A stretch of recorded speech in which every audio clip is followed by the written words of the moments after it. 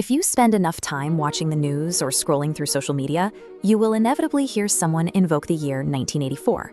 A new tech policy, a municipal tax code, or a neighborhood traffic camera is rolled out, and almost instinctively, a pundit or politician will label it Orwellian. This chart shows sales for Orwell's classic novel over the last decade. It isn't a steady stream of reading assignments. Sales violently spike at specific moments in modern politics, first in 2013 and again in 2017 during the alternative facts scandal. That 2013 spike aligns exactly with a single event. A contractor named Edward Snowden leaked classified documents revealing that the National Security Agency was secretly collecting the bulk internet and phone records of millions of citizens. Treating the book as a generic catch-all for anything vaguely oppressive or technologically invasive strips away what the author was actually terrified of. We turn a razor-sharp critique into a blunt political buzzword. Orwell built the surveillance state of Oceania using the blueprints of real political systems he watched sweep across Europe. To see why the book still resonates, we have to look at the horrors he actually witnessed. The pop culture references fade away when you look at the man who wrote it. He was bleeding to death in a freezing farmhouse, desperately trying to document the anatomy of a dictatorship before his lungs gave out. In the 1930s and 40s, democracy in Europe was collapsing. Dictatorships were seizing power from Spain to the Soviet Union, and Eric Arthur Blair, the man who would adopt the pen name George Orwell, was watching it happen in real time.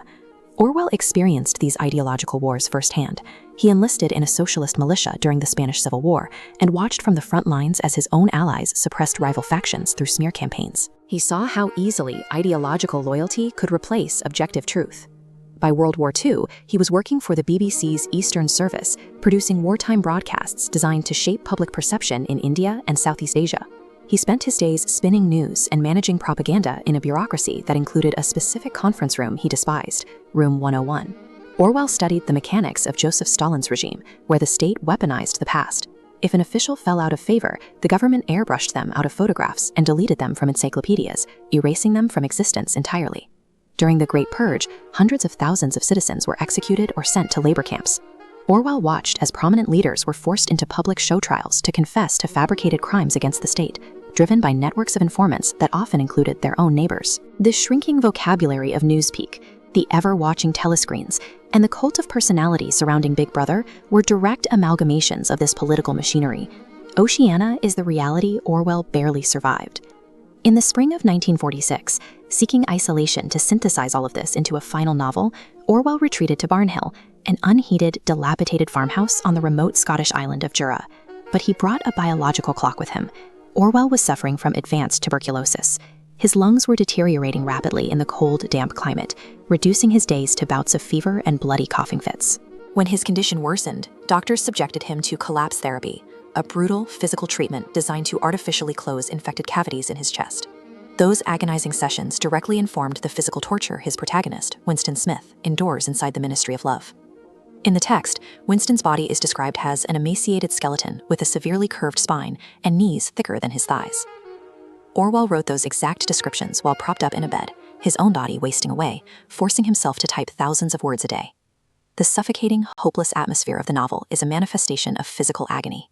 He was racing against his own death to leave a final set of instructions for the world. He barely beat the clock. 1984 was published in June of 1949. By January of 1950, a blood vessel burst in Orwell's lung, and he died at the age of 46. Geopolitical forces immediately hijacked his work. As the Cold War escalated, Western intelligence agencies promoted the book as a weapon to attack Soviet communism, largely ignoring its critiques of Western empires and capitalistic monopolies. This map illustrates the nightmare Orwell warned about, a globe divided into three identical superstates, Oceania, Eurasia, and East Asia, locked in a permanent war.